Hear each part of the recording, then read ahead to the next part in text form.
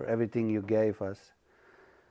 And we can just watch it and look at it and learn from it. And we thank you for your word, but we also thank you for the nature.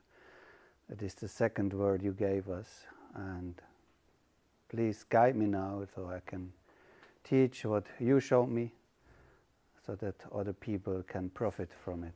I thank you in Jesus' name. Amen.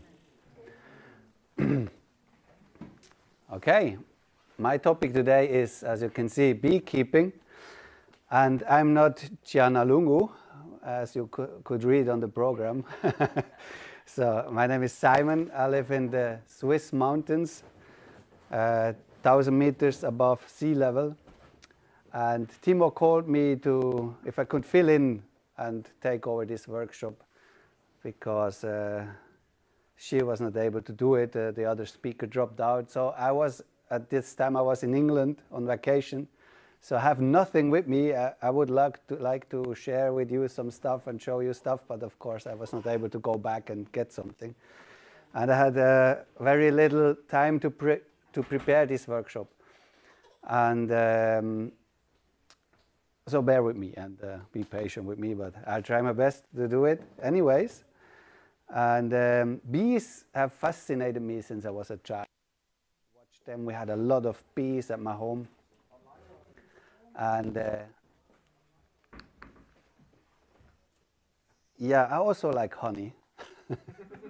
I like honey very much. And I had the luck, by God's grace, that my teacher, my beekeeping teacher, was a professional full-time beekeeper.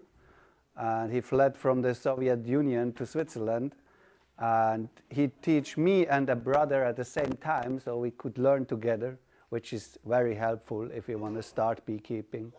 And let me ask you right from the beginning, who has bees already? Who does beekeeping? No, I'm not doing it. Oh, you have bees, okay. All the others are thinking about it or wanna. Okay, that's good to know. Thank you. So I was very lucky to learn from him, and actually he learned a lot from a guy called Brother Adam. He was a monk at Buckfast Abbey in England, and he was not so strong with helping the other monks in other stuff, so and he started to looking after the bees, and actually this was like his life work, yeah. So he was going all over the place, all over the world, and tried to find the perfect bee, because at that time when he started there was a lot of bee pests and plagues for the bees. The bees were dying left and right, and he tried to find to actually get a better to breed a better breed of bees, so that they are stronger against them. When we were in England, I was hearing about can you do this topic here, and I said okay, then I go there and I wanna see Buckfast Abbey, and then I went there and I took some pictures and I asked the guys there, what about the bees? I cannot see anywhere bees on this side, and they said yeah, we still have some in the inside. They are not doing well that much. So when he died, of course, nobody was looking after them. It looks like so. There are no longer that much bees there, but yeah, it's very, very interesting. The brother that learned us these things passed away 1 year in the next year after he showed us this. So this is a huge blessing for me. It was a huge blessing for me that he could show me that many things. And after I started beekeeping, I found out that I'm allergic actually against these things. But I still did not stop it. So this is how much I love beekeeping. I love the bees. Yeah. Just some little fun facts. It's in German. I'm sorry, but it will change to English after that. It's just this picture. Connect the microphone. Oh yeah, of course. Yeah, it's it. Got some issues.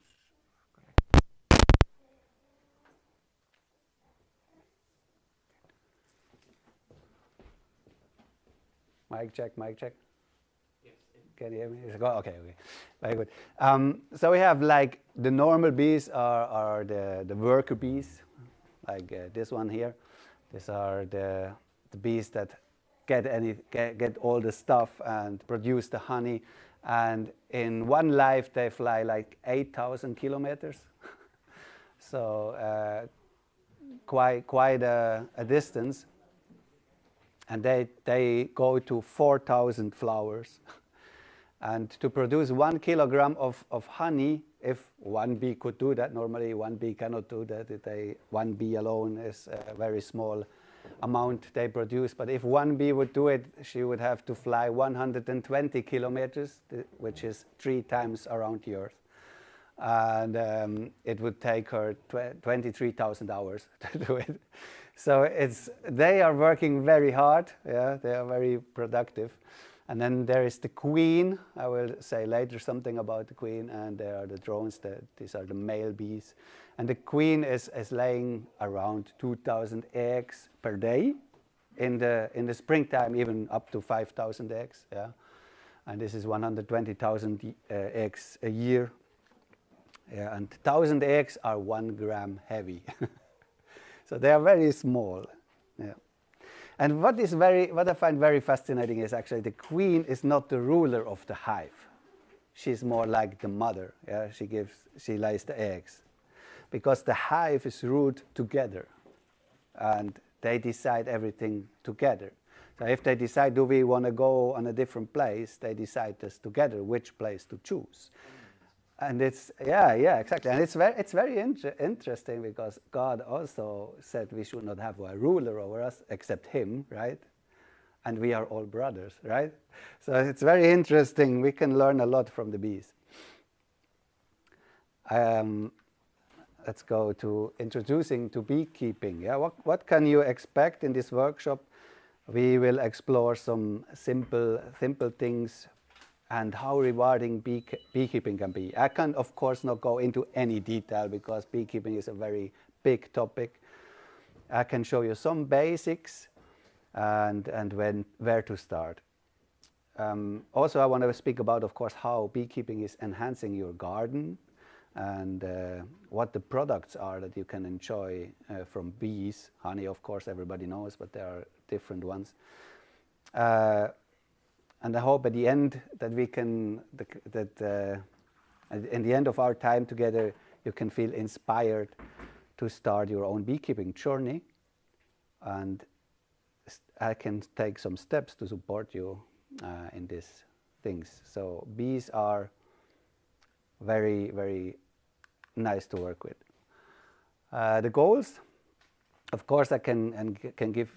Yeah, I cannot go into all the details. I already said that. Sorry.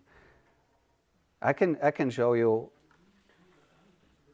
why beekeeping. Yeah, why is beekeeping important first and foremost? Bees play a vital role in our ecosystem as pollinators. They pollinate a lot of the flowers and plants. They are responsible to pollinate about 1/3 of the food that we consume. So including, of course, fruits, vegetables, and also nuts. Yeah. And by supporting bee populations, we're not just enhancing our garden, we also contribute to biodiversity and to a stable food supply. And we were talking with Timo, the group that was here before, about what is better, quality or quantity. So if you want to have more quantity, easy way, just get more bees. They will help you very much to increase your quantity. I have a lot of berries where I am, and I had like 40% more berries when I started to get the bees there. So they are very, very, very nice pollinators. And the good thing, you have there are a lot of wild bees like humblebee and stuff like that. They also pollinate a lot. But what they do is they go from one flower to the next, to the next, to the next. The honeybee, that's go to one type of flower and stay with that flower. So if they go to an apple tree, they go to the next apple tree flower, to the next apple tree flower, to the next apple tree flower before they go back. They never switch the flowers at one trip. So that's very nice to pollinate. Beekeeping also offers personal benefits. It provides us with honey as a sweetener, and which also has a remarkable health benefits, of course. Additionally, bee wax and other products of beekeeping can be used for all kinds of eco-friendly products like candles, and we do our own cosmetics also, stuff like salves and creams, and yeah, that we use our own wax to do it. Beyond the products, beekeeping can be a very rewarding hobby, allowing us to connect more with nature, to engage with the local communities, also to promote the neighbors that it's important to have the environmental sustainability, that they maybe not use that much of the poison they normally use, because if the bee die, we die. This is the problem. So we can get them aware of that hey, here we have bees, maybe just use not that much of pesticide, because this can kill the bees, right? And some people are open for it. Of course, not all the people. Where I am, at the moment, I'm very lucky about that, because the farmers there only have cows in the high mountains. They don't grow crops.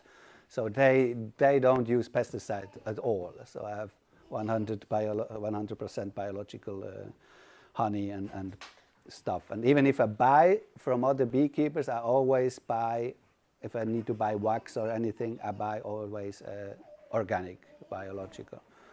Nothing that has more pesticides in it. Also, it can be helpful if you have friends that do the same and you can share with them. For example, like I said, I started with my brother Thomas, and when he lost all his bees because of harsh winter or because of a plague, I could give him for my bees. And when I lost mine because of mice get in the winter and kill them, so actually I got from him the bees back. So it's good to work together. Sometimes things can go wrong, of course. So what do you need to get started with beekeeping? Getting started is actually easier than you might think. You don't need everything from the beginning. It's better to start step by step, start with things that you really need, and then if you want to grow, you can add more. I also buy for myself, I started to buy a lot second-hand in the beginning. Or if you are able, you can even build your own stuff. If you have wood and you are good with woodwork, you can do it your own. You find online a lot of what is it called, of plans how to do it. Yeah. So first, what you need to consider is the space. You need, of course, a small yard. What? It works on a balcony actually, but you have to take care. If you want to do it on a balcony, if the balcony is big enough so that you can put like 1 or 2 boxes, I would not do more than 2. Yeah, 1. Yeah, and you have to take care in which. It depends in which direction the balcony is. I will say later something about where to put them.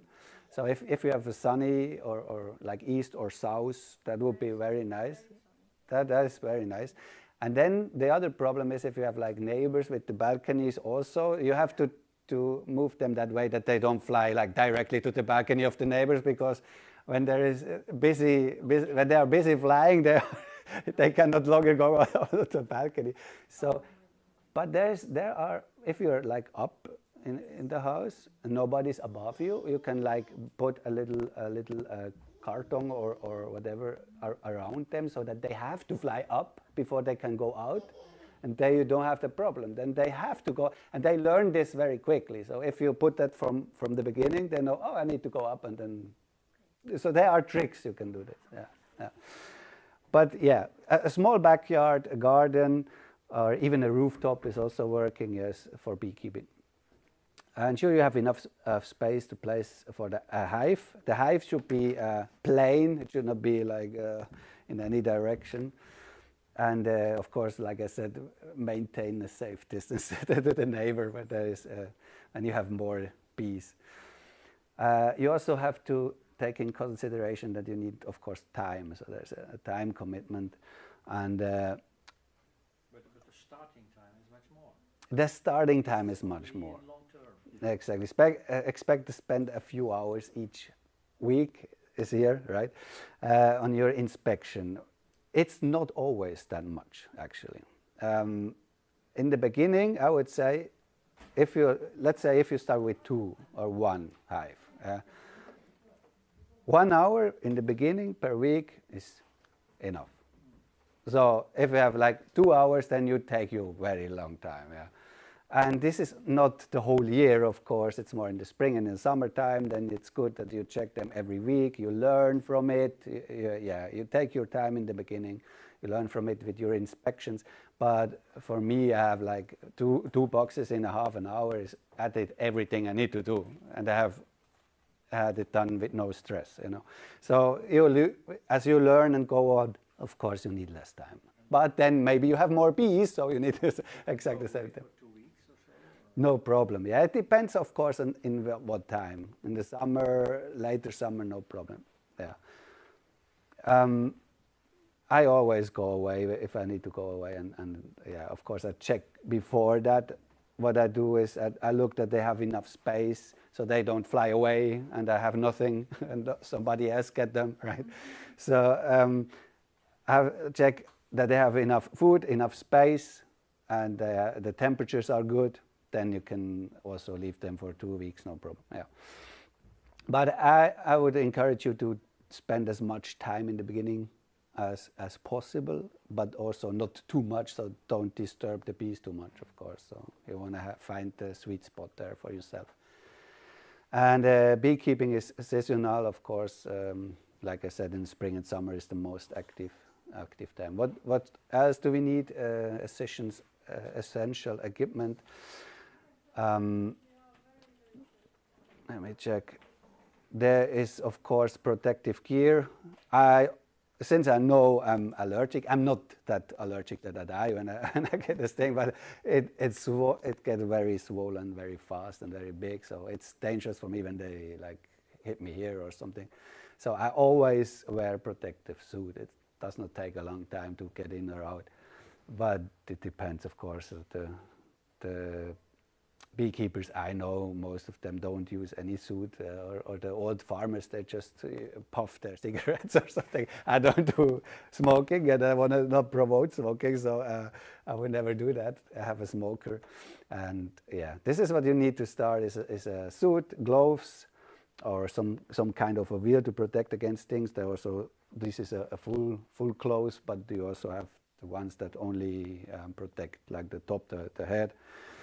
And there are a lot of smoker you need. Yeah, this is to start. Actually, I think that it's enough. Let me check this one. And smoker, a hive tool. Yeah, some say bee brush. I would not use that from the beginning. What you definitely need is a smoker, a hive tool, a suit, and the gloves, and of course a hive. Yeah. A hive is a beehive. It's like a box where you put the bees in. Yeah, I will come to them because they are very different ones there are. So, and then you need, of course, to get some resources, some learning. You can get that from YouTube videos. I learned a lot from YouTube videos. There are tons and tons and tons of videos you can go to, and books, online resources. In the end, I will show you some books I can give, but there are unbelievable many resources you can find about it. Get to a local beekeeping association or get connected with them, get connection to the local club, or I don't know how they are called here, and speak with experienced beekeepers. Maybe they give courses and where you can participate, where you can learn the basics. You definitely need to do that. Or if you have someone, brother, sister, that already does it, ask for mentorship that can help you. That helps in the beginning. I was soaking all this in the beginning when I started, and yeah, it fascinated me. When you want to get the honey, of course, in the end you need somehow kind of extractor, but you don't need it to start. Also check the local, maybe I have to say that, also check the local regulations, because they are different in every country. In my country, I think in the most European country, I guess, you need to register the bees, and you need to get a number plate, and then you need to mark where they are and stuff like that. I need to mark it on the map, but I don't know how it's in the Netherlands, and you have to check that out for yourself in your country, what to do or how to do it. Yeah. So a little bit about a honeybee. They have, let me check here, they have a life cycle. So you can see it. You can, let me check this, do I have, yeah, here it is. So you can see they have different cells. They make these cells everywhere. And the queen comes and lay egg. And for the normal worker bee, the egg is, for all bees actually, they are 3 days, the eggs. First they are little like this, and then they're going down, and then they are on the ground. And on the 4th day, the larva comes out, and they look like this. And then they are in larva state until the 8th day, except the drones. They are also bigger, like you can see. These ones are drones here. This is for a queen. These are even bigger. The normal worker bee is like 8 days. And then they became a pupa, like this. Pupa, yeah, something like that in English. You know what I mean, right? You can see it. And then a worker bee comes and closes it off. It's like this. They close it off. And after 21 days, a new worker bee chewing out of this box and comes to life. And then what they do when they are young, normally they start to clean the other cells. They preparing it. They feed the larvae, and this is what they do in their life until when they're 11 days old. Until 11 days they feed the larvae, and then they start to be builders. Then they start to build the hive, make it bigger. And when they are older, they start to be guardian. They are at the entrance and check who is coming in and who is getting out. If there are bees from other hives try to get in, they of course try not to let them in because they want to steal their honey sometimes. And also when a wasp tries to get in, of course they attack the wasp.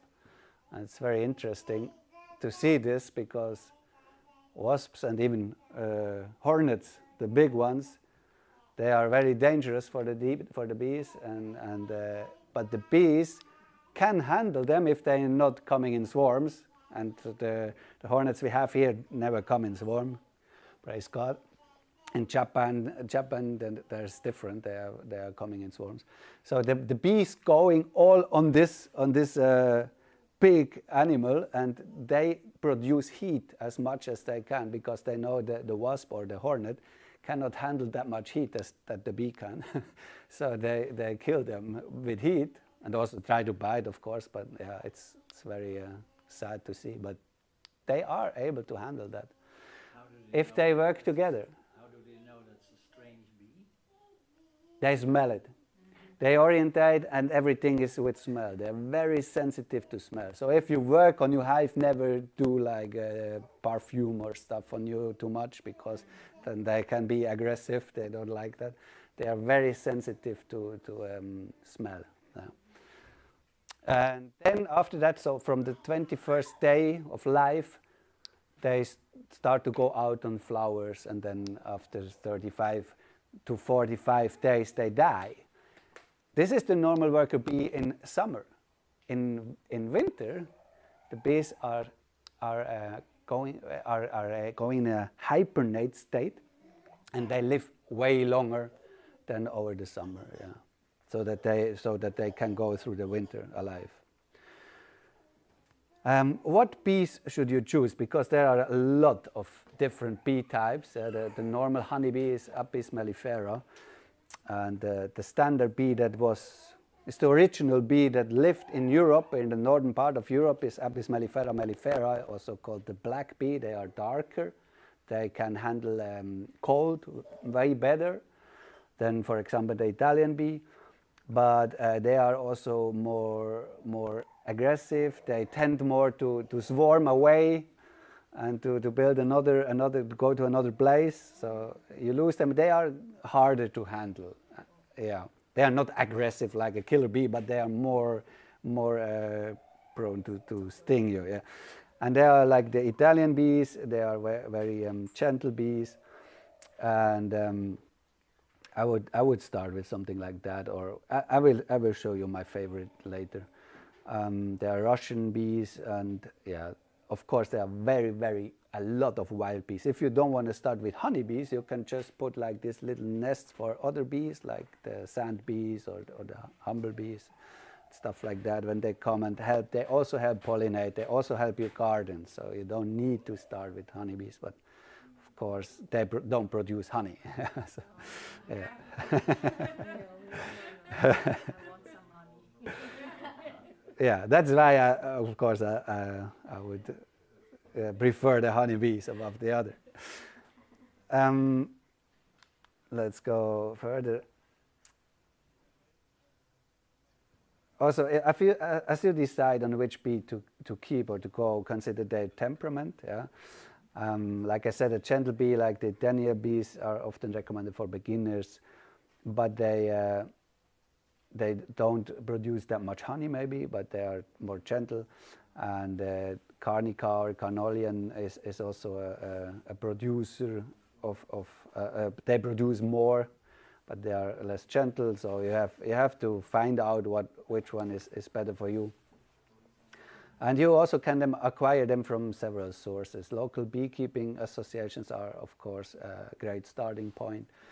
And it depends where you live. I would also look what the neighbors have, if there are bees in the neighborhood. In our country, we have also places where it's not allowed to use different kind of bees. You only are allowed to use this kind of bee, and not the other one. And in this place, you're only allowed to use this kind of bee and not the other one. So, because to keep that specific bee, yeah, exactly. They get bred there, so that's why. But in the normal places, you can take whatever you want. Yeah, but yeah, just look around, check how it is in your country. Are you allowed to use this bee? And then let me check. There are different packages you can use. Also, there's like a bee package, which include normally a queen and a group of worker bees.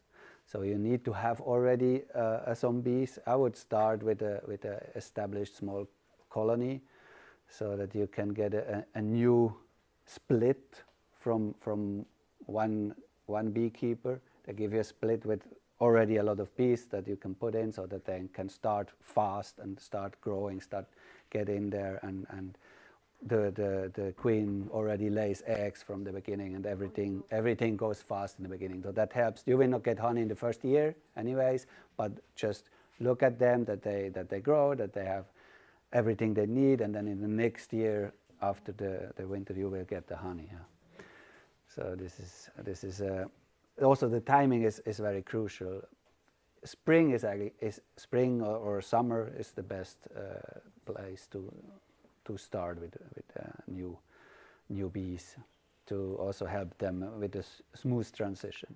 So the Buckfast bee, like I said, from the monk at Buckfast Abbey, this is Buckfast Abbey, is a unique breed, and it's my favorite breed. I actually almost always use Buckfast. I have other bees also. They flew to me. I did not buy them, but that's why I have them. But all the bees I use and bought are Buckfast bees. And this is this strain that is developed from this brother Adam, exactly, in the 18th century. One of the standout characteristics of this bee is that it's very gentle. Of course, you always have some queen that lays egg with more aggressive bees. If you see that, you always can change the queen and buy another queen, kill the other and put that in. and then you will have gentle bees. So I always try to have gentle bees. I think as beekeeper we should look that we have gentle bees, because also the other people that walk around, and you don't want your bees to attack people and get in trouble because of that. So I for myself, I like gentle bees. They also have a good productivity. They are very productive. It's like it's a breed that comes from very different strains all over the world. So he tried to get this from the best from every bee actually. So they are very high productive, so they produce more honey than others. And they are also strong foraging ability, so they are very great in collecting nectar, and that's why of course they have then more honey. Also good to bring them better over the winter, so you can say when it's colder they have a higher survival rate in the winter, and also they are more resilient against common it's called common like mites, like varroa mites and common pests, bee pests. But varroa mite is a very high problem in Europe, or also in the US. I think the only country that has no varroa problem is Australia, because they are very strict to import bees from other countries. They don't allow it at all. So they don't have this mite problem. All the other countries have a mite problem. And I read an article last week that in Germany they've tried to breed a new breed of bees that is cleaning the cells more. If they see, they can smell it. They can smell there are varroa mites in these cells. So they put them out, they open them again, put the puppy out, put the mites out, and start all over again. And the varroa might go down very, very much. For me, this is what I will look into for the next years, because it's very important for me that I don't want to use chemicals as I would like to don't use chemical at all. Let me put it that way. Yeah. So you need to have bees that are strong against pests. Also, you have to check, of course, bees that are suitable for your region. And the buckfast bee is actually very suitable for hot regions. And it's also suitable for cold regions, so which is very nice for this bee to use it almost everywhere. Yeah, and however, it is important to note that while the buckfast bee are generally easy to manage, they also do require, of course, a regular inspection as any bee. And they are maybe in your place not widely available as other bees. You have to check that. I don't know. I know in Germany there are places that don't like it so much. They want their German bees, they don't want the other bees. So you have to check that with your beekeeping association or local breeders. Yeah, if you can get them. I'm very happy with these bees. Then the hives. There are a lot of different hives, and did not put a complete list here, of course. Yeah. So the most common design is this long-strowed hive. It looks somehow like this, and there are like, I cannot count how many different versions of this. So this is the original long-strowed. The guy, his name was Longstrowed. The designed those in the beginning, and then other guys came and changed it a bit, and they have 100 different names. So in Germany it's called Deutsches Normas something, and there's a different version, like the brood chamber is not that big as here. So as you can see, it contains like one box that is bigger and a smaller box on top, and you can get them the box on top. So how does it work? In this box you have the brood of the bees. So there they have their nest, they produce other bees, they grow and grow and grow, and hopefully the queen lays a lot of eggs, and what you do is you put something between this box and this box that has this. It's like it's actually called queen separator. This is what it does. It is like little spaces, so that only the worker bees can go through, but the queen, it's too thin, so the queen that is bigger cannot go through. So what happens is, if the space, because of the brood is the brood is so big here, so used up, they cannot put the honey somewhere. So where they put the honey? They put the honey up here for us, which is very, very nice. and if the space is out and no space for honey left, you just put another one on top. Or what I do is I put the full up and put it under it, an empty one, because then they are faster to fill it up. Because they don't have to walk that much. So I help them a bit to get more honey. Yeah, this is how this principle works. Do you have a picture of what you are talking about? I was not at home. I could not make a picture because I was in England. So I had only the pictures I have are all from the internet. I'm sorry. There's also the top bar hives. This one here is now a horizontal hive, and you can see they don't have frames in it. Normally this here have frames in it, like there is wood on top, wood here and wood here and wood here, and you build like a foundation, or you get just empty wood with wires in them, and they build the foundation themselves and the comb themselves. But this is a simpler design and needs less material. You just put like a little wooden bar, like this top bar, that's why it's called top bar hive, a wooden bar on top, one after the other, and the bees themselves build the combs under the bar. And if you put them up, you have the whole comb in the hand. And this is more a natural way to keep the bees. And the worry hive is also made of stacked box like this, but you don't use the bar so much. You just put the whole boxes, and then in the autumn you take the honey bar, the honey box, the complete box away, and you put just in the springtime you just put empty boxes under it. So you don't have like the frames, you just have the boxes with this system. And there are British national hive. It's like this one but smaller. Like the Germans have one. The Swiss have even a different system. And what I use is the Dadant hive. It's from a French guy. He was in the US, saw this system and improved it, and this is what I use now. Because the guy I learned it also used Dadant. And yeah. The top bar hive. Yeah. How do you know you get like the right honey without any larvae in it? Yeah, that's exactly. That you cannot. You cannot separate it. But what you do is you have like the entrance, like let's say here is the entrance from the bees. So they go in here and they always put the brood where the entrance is. And everything that is more they put on the end. So at the end you will have frames with only honey and no brood in it. So that works also, yeah.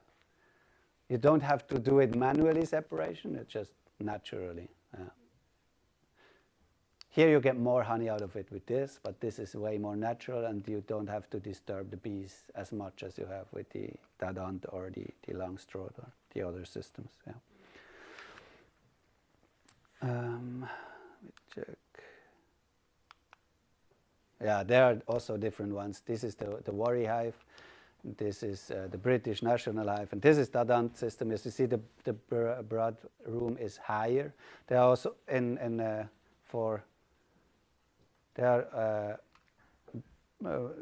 can I say? There are some with I think 10 frames and some with 12 frames. Yeah, exactly. I have the one with 12 frames, and this is for the honey on top. So.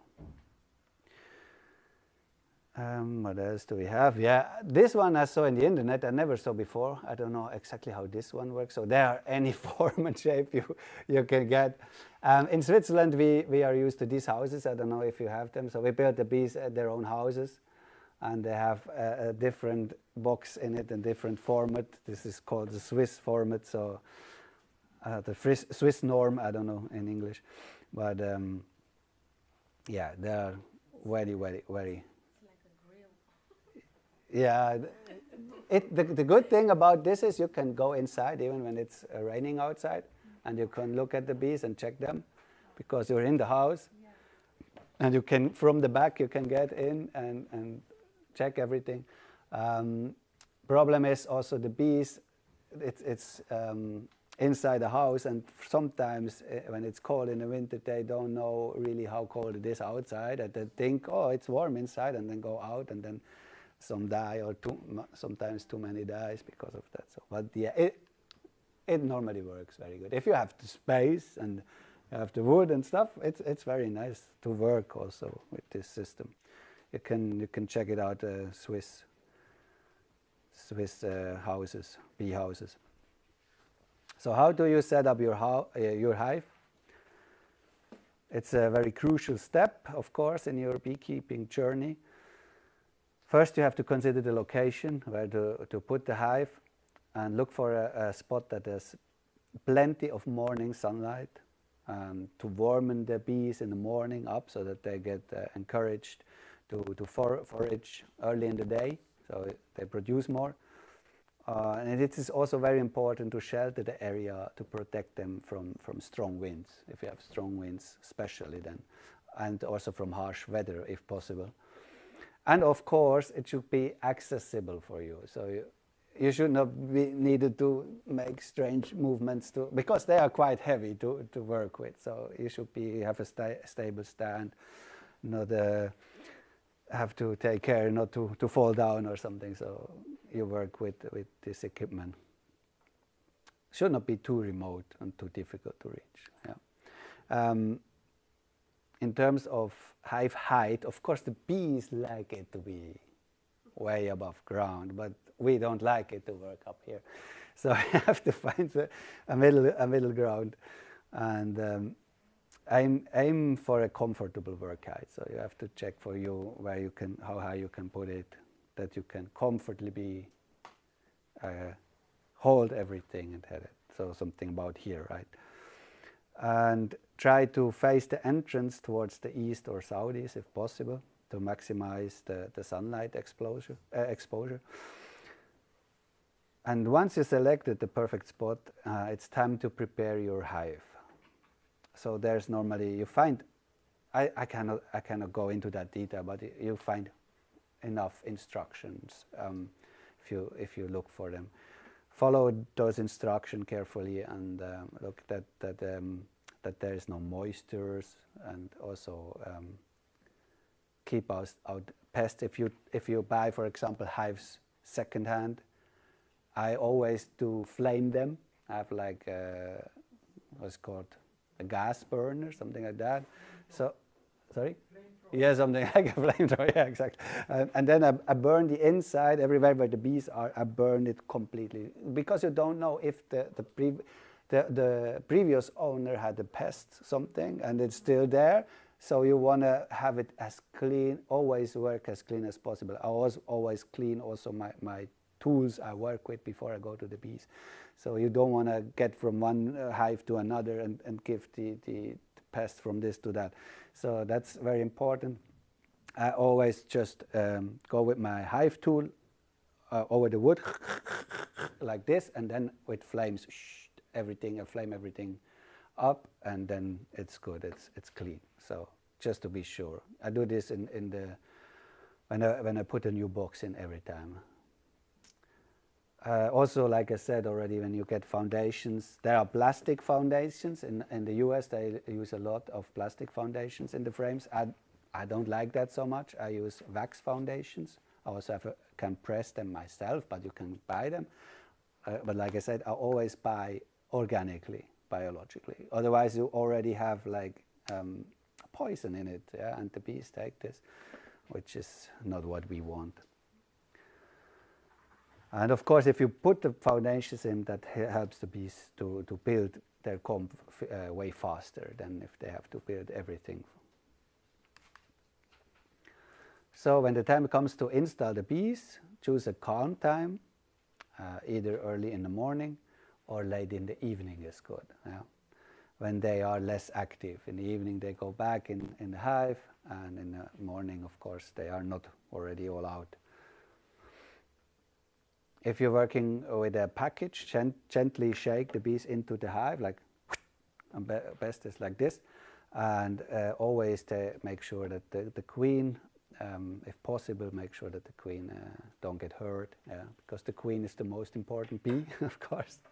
If you squeeze 2 or 3 bees, not a problem at all. If you squeeze a queen, you have a big problem. You need a new queen, otherwise they all going to die. So that's very important. And in the beginning, also provide them with some extra initial feeding, so that they can get established. You can give them some sugar syrup mixture.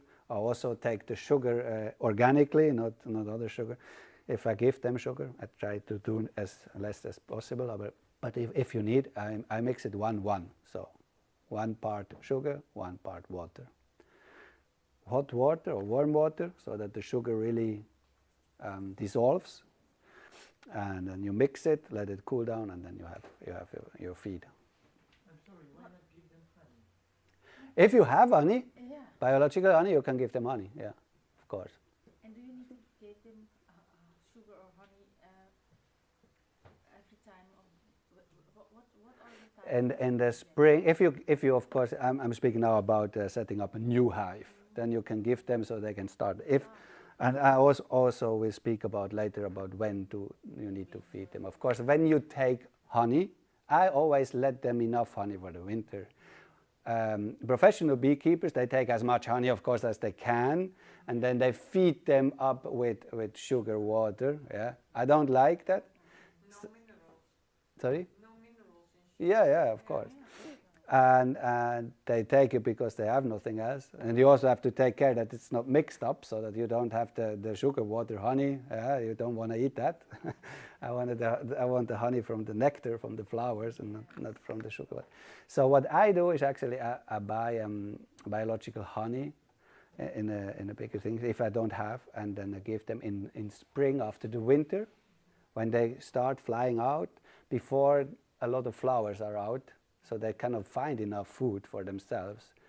But it's not so cold that you cannot open it. So if it's below 10 degrees Celsius, never open the hive, because it's too cold for them. It's too much of a shock, because they try to keep 30 degrees inside. So if you open them, they're all going to die.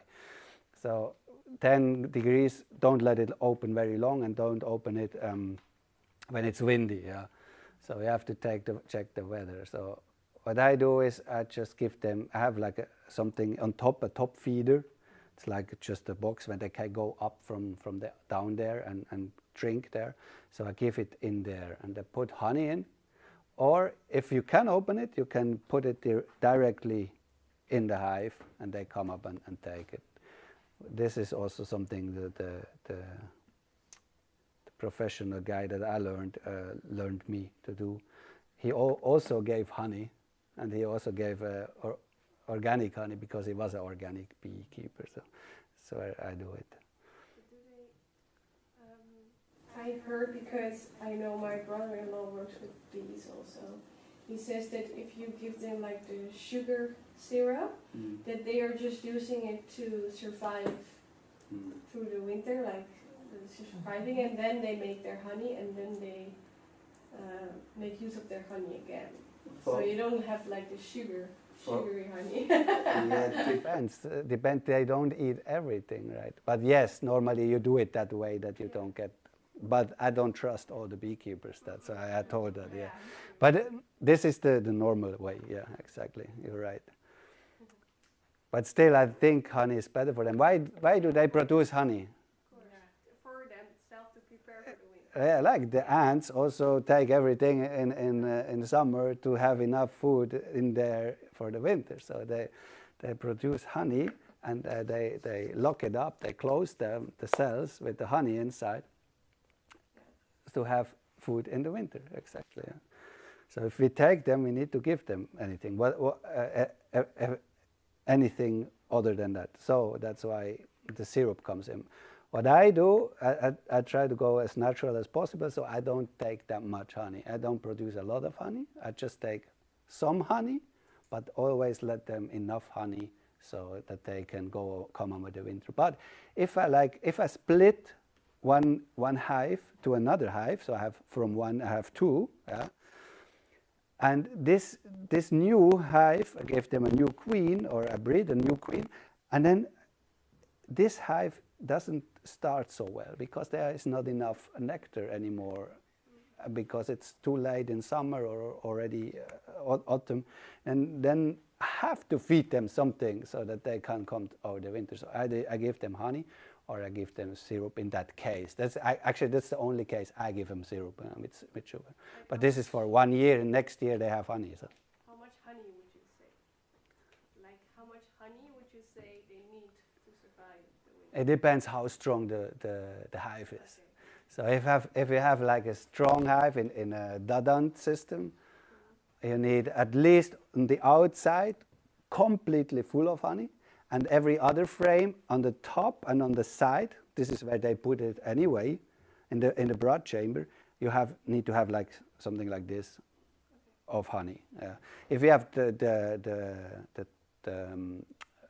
I don't remember the name, the one that is higher, then you can even get more, because they eat from down to up. In winter they go into the cells, the empty cells, and to keep them warm they produce heat, and then they eat up there. Yeah. So always check around, and also on the outside at least one. This is what they need. Yeah. So I cannot give you in kilogram, because it's different in every. It depends how much you have. Yeah. Okay, this is how to start, like I said, to give them a welcome environment for bees to thrive. So, how beekeeping benefits your garden? Of course, like I said, it increases pollinations very much. It leads to better or more fruits, and also more vegetables. Yeah. What fruit do they pollinate? For example, I cannot give a list of every fruit, but apples, tomatoes, cucumbers, berries benefit greatly from bee pollinator, and also flowers, of course. Flowers produce seeds and fruits, and they contribute to a more vibrant and diverse garden, which is what we heard is what we want, right?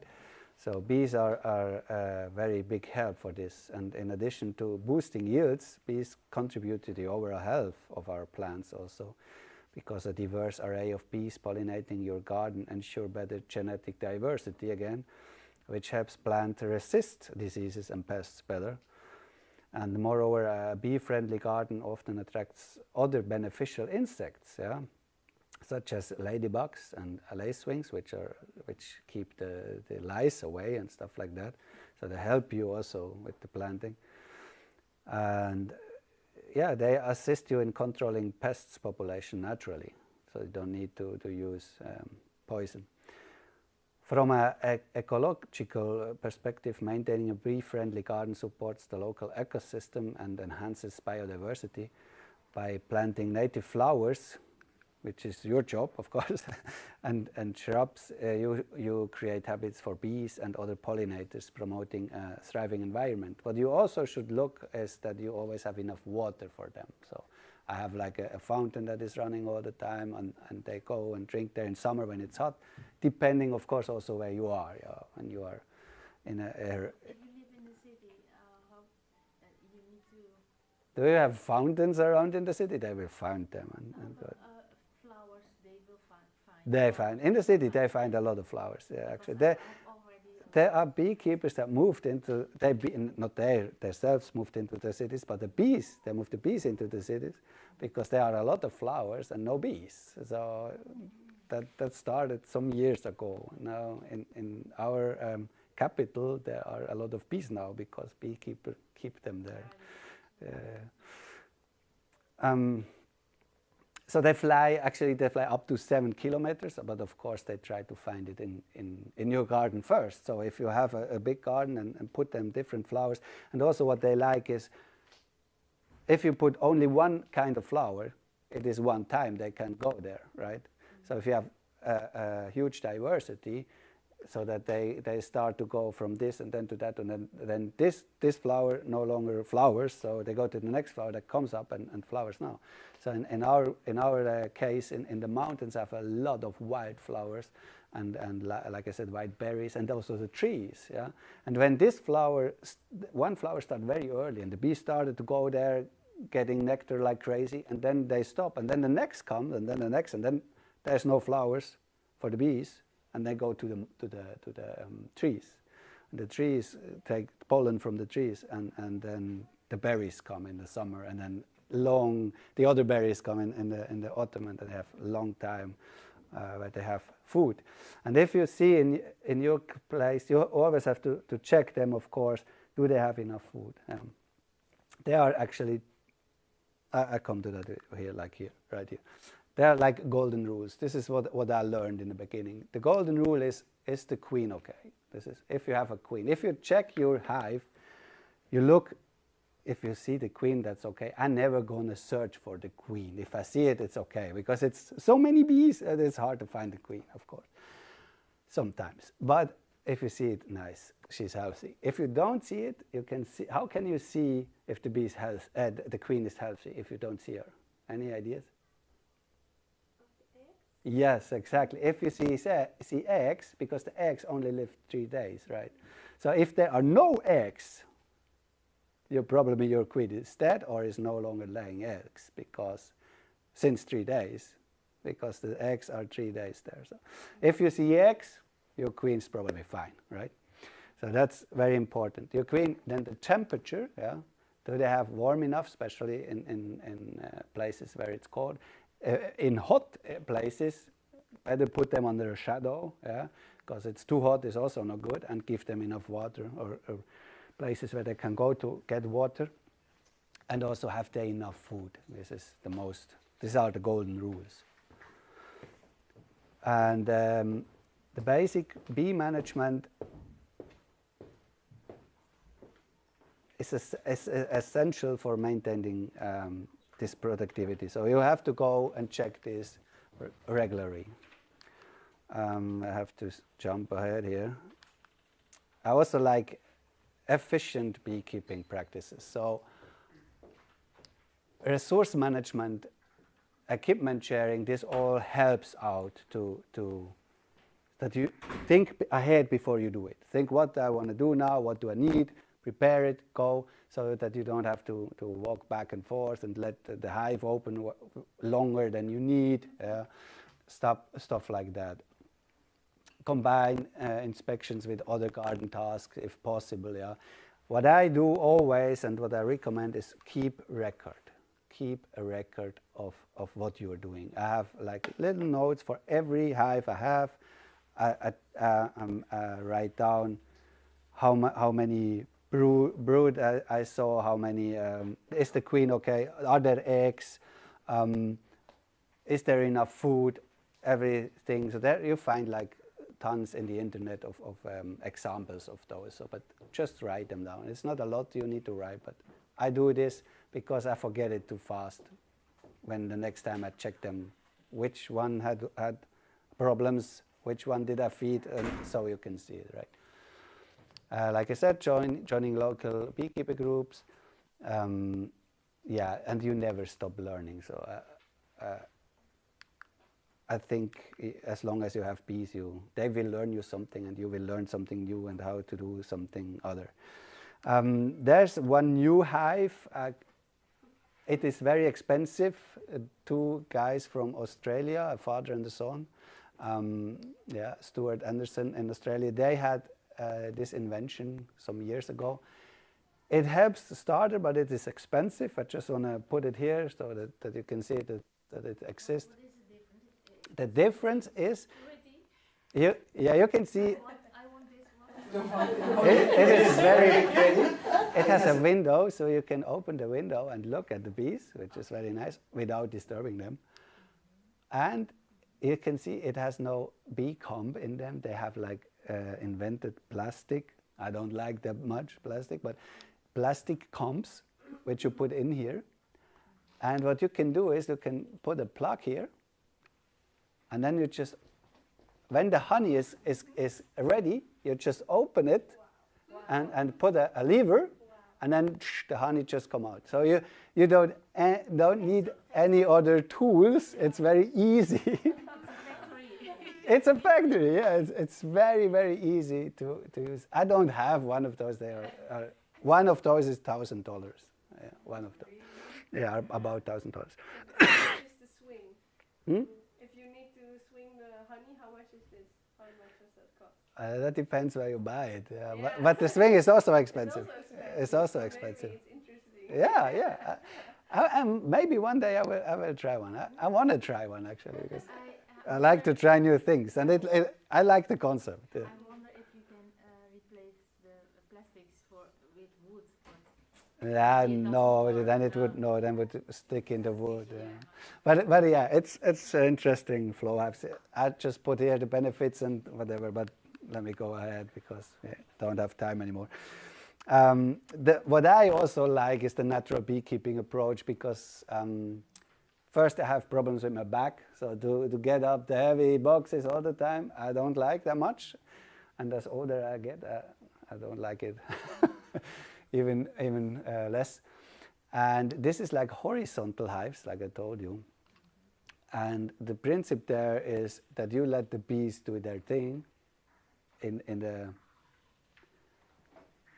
if everything perfectly, in a perfect word, let's say, you put in springtime, you put in like this one, either I have a mix between those, the top hives, only this, or I built one here, or I let one build for myself that has isolation from the outside. I will give you a link where you can see the plans to build those.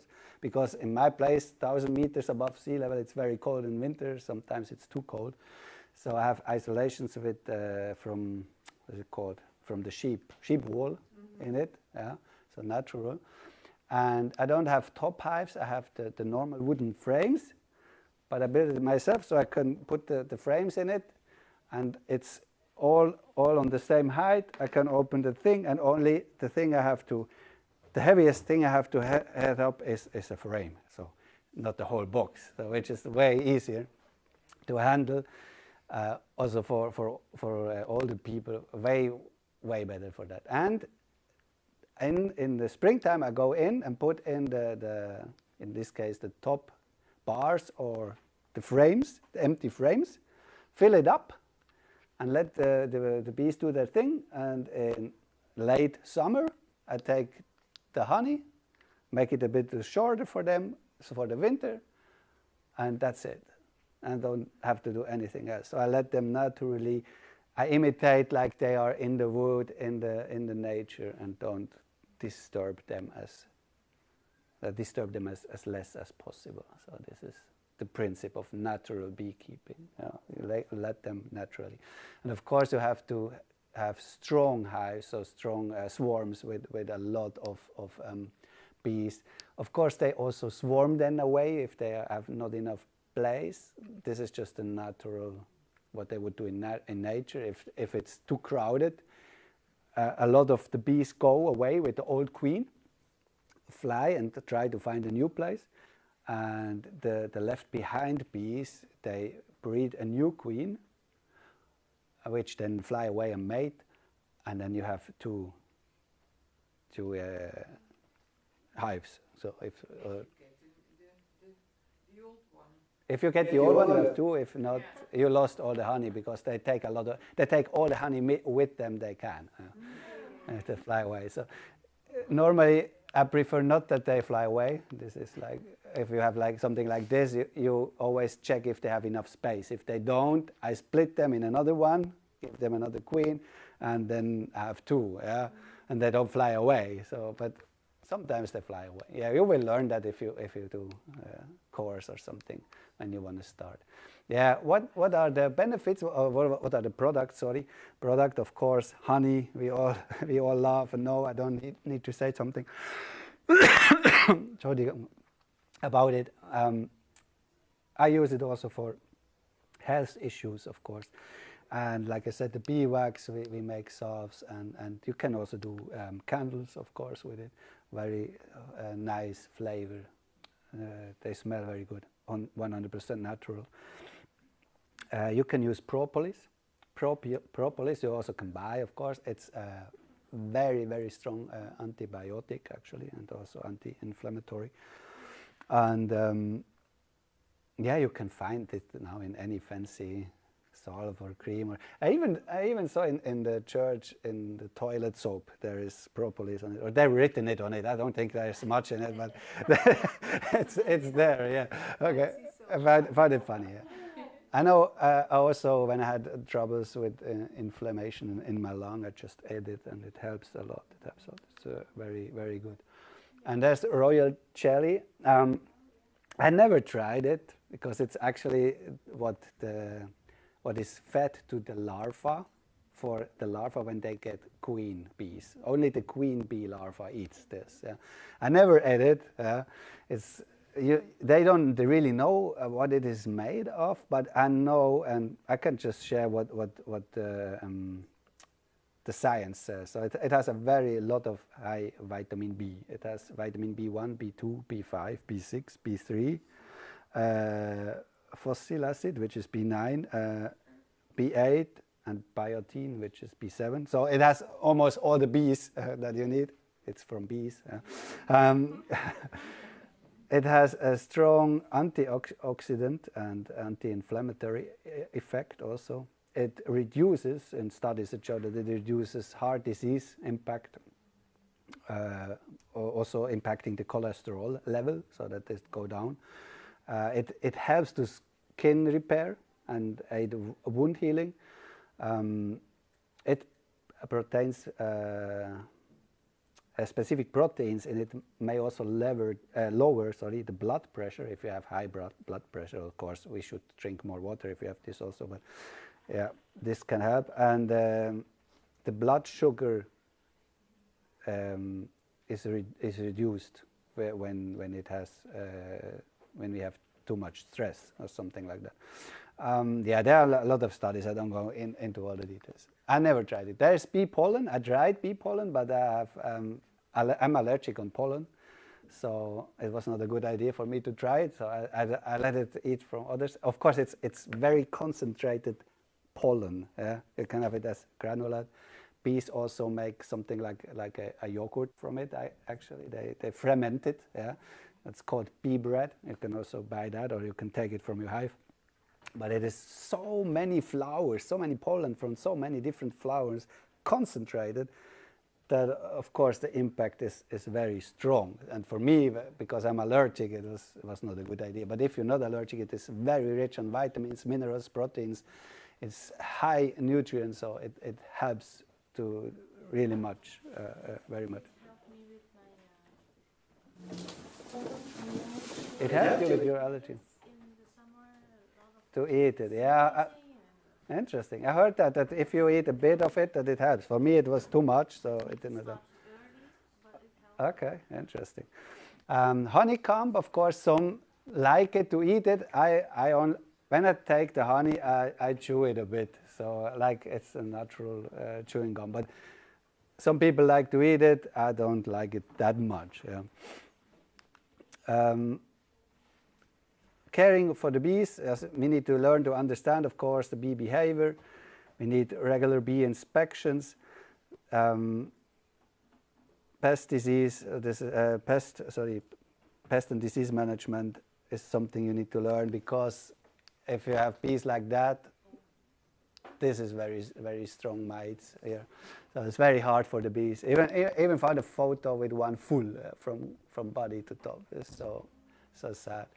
So we don't want that. We want to have also try to get bees that are cleaning themselves often. That's a good sign. If they're cleaning themselves, that helps to naturally protect from pests. Was it a sick bee we saw? Yeah. Because mites, yeah.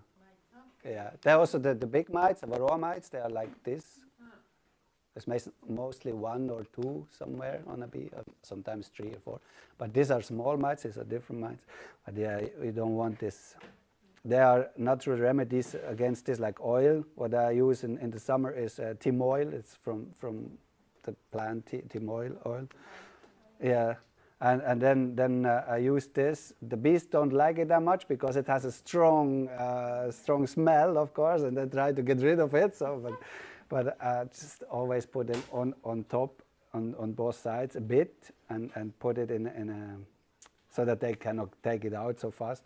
And then the whole thing smells like this, and it kills the mice. So they don't like that. And there's also like sugar dusting and stuff like that, which is also natural. And of course, there are like tons of chemical treatments, but the more chemical treatments we give the bees, they found out, the harder it's to get away from them, because they get used to it and get stronger, actually. So what we did in the last years was not very good with all the chemical stuff. Let me go further. Yeah, know what you do is also very important. Know what you do, when to do it. So know what you do in your season. Plan ahead. Know I need to prepare now for winter time. Prepare for winter time. Know ahead. Like in the garden, you need to know what you do before you do it. So make a plan. Check in your books when to do it. And do not disturb the bees if not necessary. Yeah. In summary, the beekeeping is a rewarding and accessible hobby to anyone. Can start with actually minimal investment. Of course, you have to buy some equipment in the beginning if you don't build it yourself. The basic setup requires just a simple hive, essential tools, and some initial knowledge, making it an excellent choice for beginners. One of the most significant benefits of beekeeping is their role in pollination. We know that. And it helps your garden very much, up to 40% more yield, actually, depending on what it is.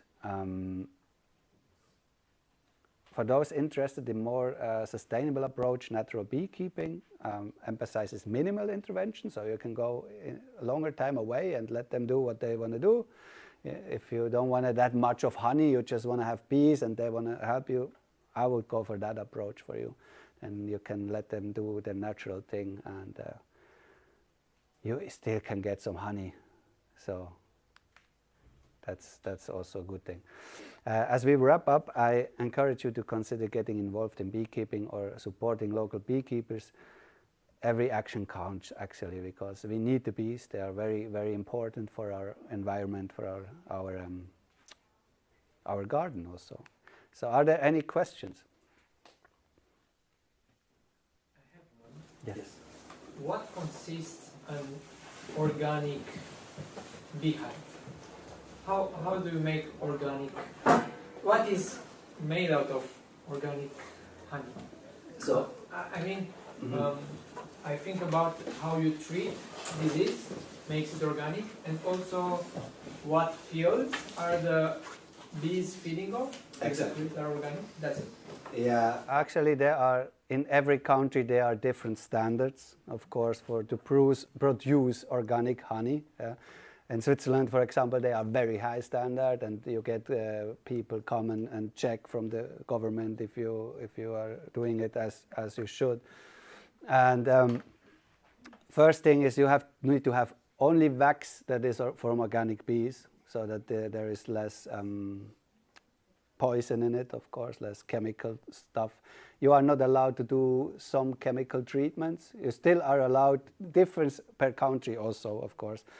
You still are allowed to do some chemical treatments in most countries, but not all, and not the ones that most beekeepers use. And you are only allowed to feed them organic food. So if you give them sugar, it has to be organic sugar, which is of course way more expensive so the whole thing is more expensive. And also if you want to have the label that you produce organic honey, then you have to pay normally for it. Especially in Switzerland, you have to pay for everything, but I think it's in other countries it's also like that. But I, for myself, I produce organic 100%, but I don't label it that way because I don't have the label. I don't want to pay them. So I call it just natural honey. You're not allowed to use the label organic even if it's organic. Yeah. But does that answer your question? Yeah. Yeah. Okay. One question about the food you give. Is it depends if you feed them with sugar or with fruit sugar? It depends on the quality. Sorry, I don't understand. Can you speak a bit louder? Is the quality difference from the honey if you feed the bees with sugar or fruit sugar? Fruit sugar. Yeah, sorry. Sugar. A fruit sugar or oh, that's a good question. I never used fruit sugar. You mean only fruit sugar? I mean, this with sugar from fruit. So Kannst du Deutsch schnell die Frage kurz? Okay, yeah. I never heard that. I know there are some patties that have in it, but not 100%. I don't know if there is 100% fruit sugar patties you can give them or you can buy. I never used it. I normally use, if I use sugar, then I use the sugar cane sugar. The organic sugar cane sugar. Sugar is very expensive also. Mm-hmm. Yeah, maybe that is also the problem. It's more expensive. Yeah, that's true. Yeah. Yeah, but as you were saying, it's better to not give them sugar because in the honey you have elements to fight diseases, and also sugar makes them weaker, and so it's better, like you said, to use honey. So. Exactly. When you can buy honey, if you find cheap organic honey, yeah, put that in. Of course it's better. Give them honey than sugar. Yeah.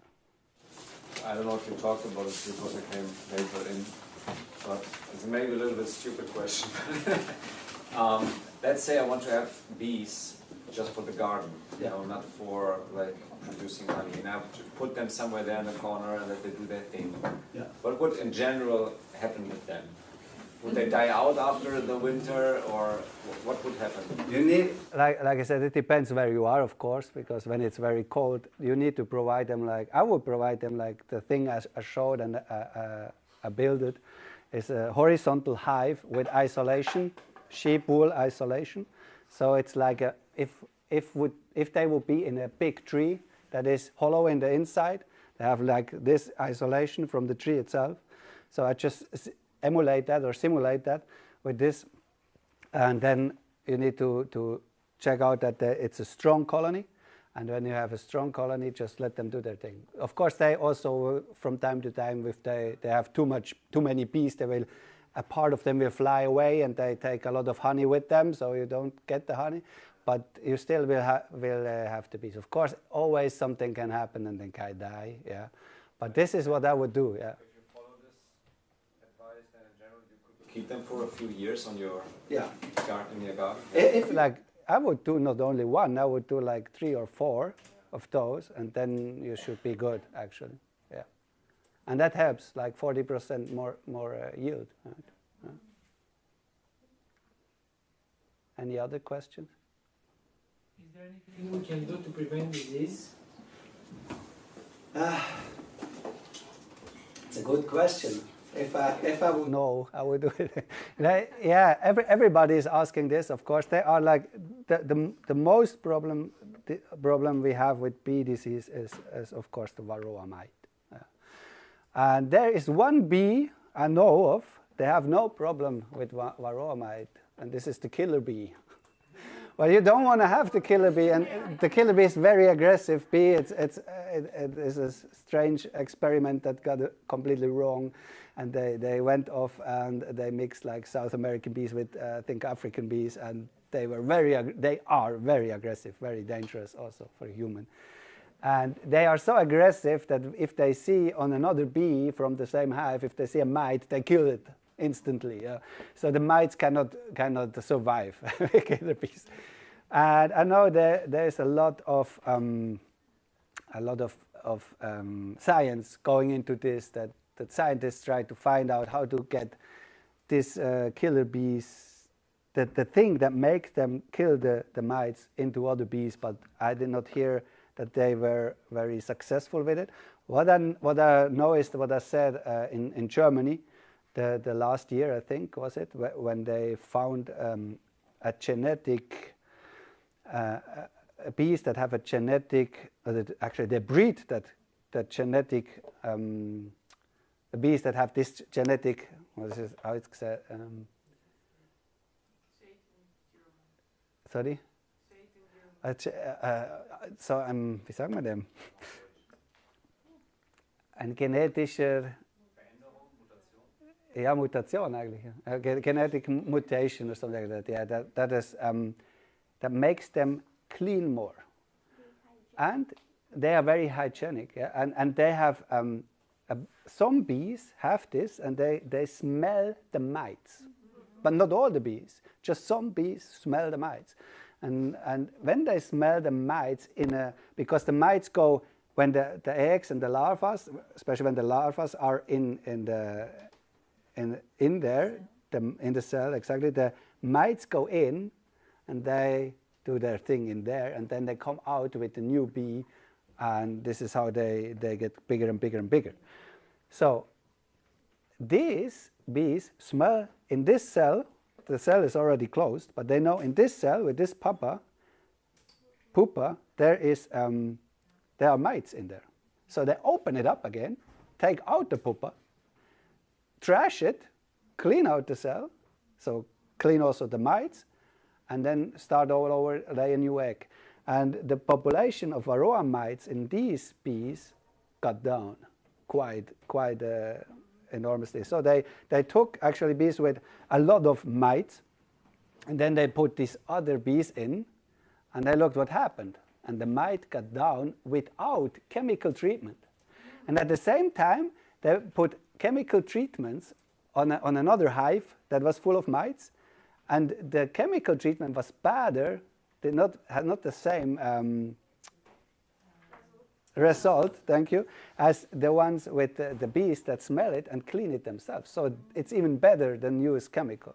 So this is what I said. I will go in that direction, and I will, when I do next year, I will try. There's a course in Germany, so I want to try to get there actually, and try to learn to breed also these bees, because I think it's very important to have bees that are very hygienic, and also, like I said, it's important for me to have bees that are very nice and not aggressive, and also hygienic, because then they clean the pests themselves, so you don't have to use any pest control. Okay. So thank you, and here's also my contact information. If you wanted to ask me something, I just put my email address here, and we also have a YouTube channel. It's not about bees, but it's about biblical information. And also we started a new website which is called treeangel.org, and where you can put up videos, because I wanted to start some resources that is away from YouTube or away from censorship. So if you're interested in that and want to put up maybe your videos, come to me, make an account, and you can upload there. Just want to let you know that. And what else? Yeah, further resources. There are some books I told you in the beginning of a show. The main book I used to begin with, there are 5 books, but it's called Das Schweizerische Bienenbuch. I don't know if it's also available in English, but in German it's Das Schweizerische Bienenbuch. It's 5 books, and they have everything in it. It's very standard beekeeping literature. Then also in English, of course, Beekeeping for Beginners is a very popular one. I did not read that one. The Beekeeper's Bible is also very popular, but I don't have that one either. And natural beekeeping is the approach of the natural beekeeping I told you. There are different ones. Put that one from Ross Conrad's quite popular also. What I also like is the beekeeping at Buckfest from Brother Adams. I read that one. I like that also very much. And this one is available in English, Keeping Bees with a Smile. It's originally from a Russian guy. Originally it's in Russian. Very nice book. I really, really like that. Also goes into the natural beekeeping very much. So if you want to do more natural approach, don't want to disturb the bees that much, don't want to have to do a lot with the bees, very nice book to go with. I'll let you make a picture if you want. And then there are some websites also. Horizontalhive.com, there's where you can get the plans, Timo. If you want to build like this box for yourself, on horizontalhives.com you can get plans how to build an isolated hive, sorry. And there are other websites. There are tons and tons of websites. Of course, I cannot write them all down here. Yeah. But I highly recommend that you go and search for yourself, educate yourself. You never stop learning with bees, and have fun with them. You're welcome.